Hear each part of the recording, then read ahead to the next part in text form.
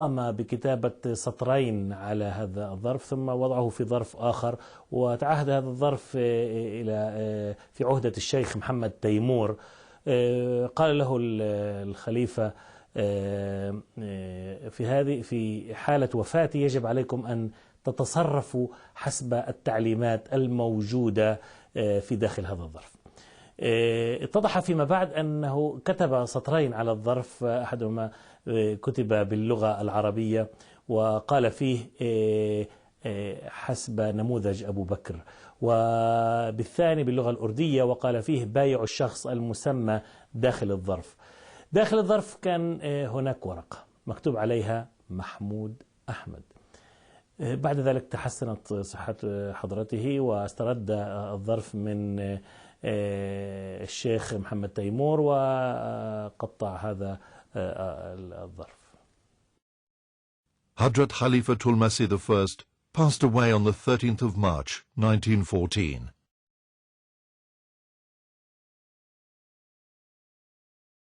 It was a defining moment in the history of the Jamaat. On one hand, members were struck with grief by the death of the first Khalifa. On the other, they were faced with deadly intrigues from opponents of the institution of Khilafat. हुआ ये कि जो मौलवी मोहम्मद अली साहब थे और उनके बाद साथी, वो दरअसल हज़रत मसीह अव्वल के दौर में ही बाज़ साजिशों में मसरूफ़ थे कि आपके बाद आगे खिलाफत का सिलसिला न चले, और वो खुद अंजुमन के बाद अहम ओहदों पर फाइज थे। अब ये बहुत बड़ा फितना था जमात की वहदत के लिए। उसी सिलसिले में हुजूर ने मौलवी मोहम्मद अली साहब से बरह रास्त भी बात की। मौलवी मोहम्मद अली साहब ने कहा कि जी देखें, बात यह है कि मशवरा होना चाहिए और जल्दी में कोई फैसला नहीं करना चाहिए। कहने लगे कि 4-5 माह तक जमात इस बात पर गौर करे और फिर तबादला ख्यालात के बाद जो फैसला हो उस पर अमल किया जाए। Hazrat Muslim who was very much against this, and he pointed out the impracticality of such a course, that leaving a vital decision where a community required a guiding hand and a firm hand to guide it through trials and tribulations, to be left out for 4 to 5 months.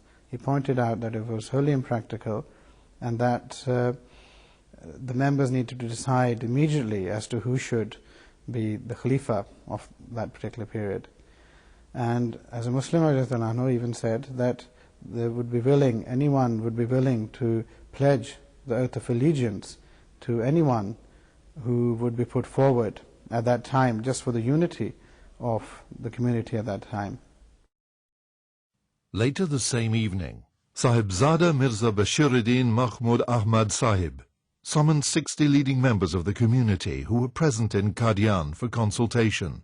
After some discussion of the situation, it was unanimously agreed that before the internment of the Khalifatul Masih, his successor, who should command the obedience of the community, should be elected and should lead the funeral prayers of the deceased Khalifa and should arrange for his burial. Hazrat Maulana Nuruddin की वफ़ात पर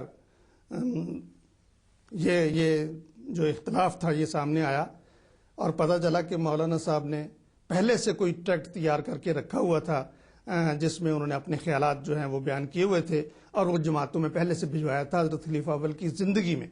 तो ये अजीब बात है कि हज़रत खलीफा अव्वल की ज़िंदगी में ही इस किस्म के ख्यालात को फैलाने की कोशिश की गई, लेकिन चूँकि जमात पहले ये फैसला कर चुकी थी और यही अम्बिया का तरीक़ था, यही अलवसीयत में भी इसका जिक्र था कुदरत सानिया का, तो इसलिए जमात इस बात पे कायम हुई स्वाय चंद लोगों के कि हम में खलीफा मौजूद होना चाहिए।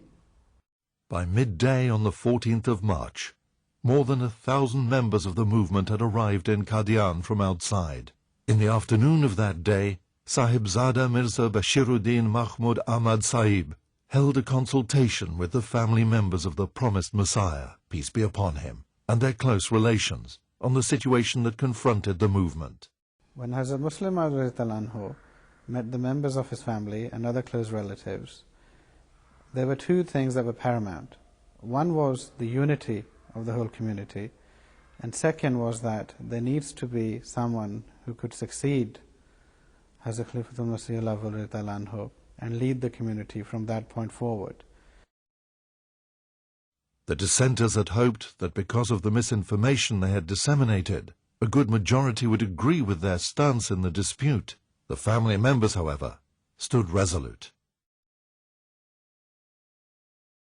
Finally, on the 14th of March, all the Ahmadis who had come from near and far gathered at the Noor Mosque after the Asr prayer service.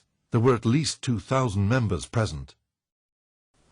उस मौका पर भी मौलवी मोहम्मद अली साहब और बाज़ उनके साथी वहां मौजूद थे और उनकी कोशिश थी कि इंतखाब ना हो।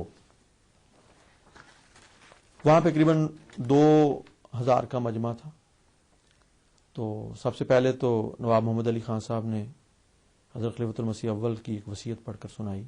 In that will he has emphasized that the institution of Khilafat should be upheld, and when I pass away, then a pious person should be elected the next head of the community. हजरत मौलवी मोहम्मद हसन अमरोही जो हजरत मसीह मौद अलैहिस्सलाम के बुजुर्ग साहबी थे, उन्होंने खड़े होकर कहा कि मैं ये सारी सूरत हाल देख रहा हूँ, मैं समझता हूँ कि इस वक्त सबसे मुनासिब और मौजूद शख्सियत हमारे अंदर मिर्जा महमूद अहमद की है। इस पर हर तरफ से हजरत मियाँ साहब की आवाज़ें बुलंद होनी शुरू हुई कि हमारी बैत लें। लोगों की ये कैफियत थी कि इश्तियाक के साथ और मोहब्बत के साथ कि वो चाहते थे कि हम फौरन एक इमाम, एक खलीफे के हाथ पर इकट्ठे हों। और बिलाखिर हजरत मिर्ज़ा बशीरुद्दीन महमूद अहमद साहब से बड़ी शिद्दत के साथ, इसरार के साथ कहा गया कि आप हमारी बैत लें। हुजूर ने कुछ तवक्कुफ़ फरमाया और फिर जब आपको पूरी तरह से शराय सदर हो गया कि ये सारी जमात इस बात का इकरार कर रही है और वो बैत के लिए तैयार है, तो आपने हजरत मौलवी सरवर शाह साहब को कहा कि मुझे तो बैत के अल्फाज भी नहीं आते। तो मौलवी साहब ने फरमाया कि बैत के अल्फाज मैं दोहराता हूँ, आप साथ साथ दोहरा सकते हैं। तो इस तरह हजरत मौलवी सैयद सरवर शाह साहब बैत के अल्फाज दोहराते थे। हजरत मुस्लिम मौद रज़ियल्लाहु अन्हु ने खिलाफत सानिया की बैत ली और लोगों में इतना जोश और जज्बा था कि वो जो एक दो आदमी बात करना चाहते थे वो खुद ही फिर एक तरफ हो गए। That is how Hazrat Muslim Maud Raziyallahu Ta'ala Anhu was elected the second successor to the promised Messiah alayhi salatu wasalam and became his second caliph. His age was only 25 at that time. Shortly after the election, the newly elected Khalifatul Masih II, Hadrat Mirza Bashiruddin Mahmud Ahmad, led the funeral prayers of Hadrat Khalifatul Masih I in a vast open space next to the Noor Mosque. The sole purpose of the establishment of the Ahmadiyya Muslim Jamaat is preaching and propagating the message of Islam, and it was to this purpose to which Hadrat Khalifatul Masih II paid immediate attention upon his election as Khalifa. Soon, Ahmadiyya Muslim missions started opening in countries outside India. In Europe, missions were established in the UK, Switzerland, Holland, Spain, Denmark, Germany, Sweden, Norway, France, Italy, Bosnia and Albania. In the Americas, missions were opened in the USA, Trinidad and Guyana. In West Africa, missions were opened in Nigeria, Ghana, Sierra Leone, Liberia, Gambia, Zambia, Ivory Coast, Togoland. In East Africa, Kenya, Uganda, Tanzania, Mauritius.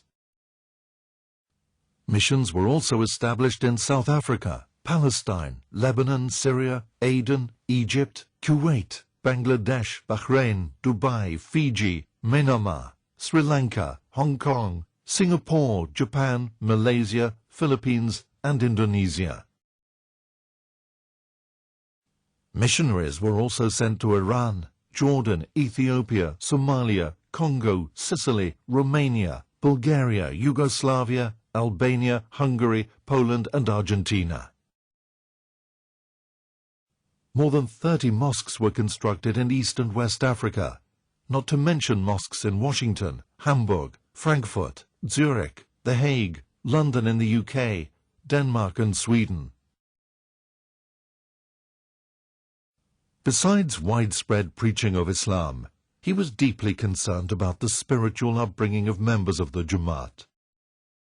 He placed huge emphasis on education. He wanted to ensure that the whole community, in fact the whole of the Muslim Ummah, but primarily the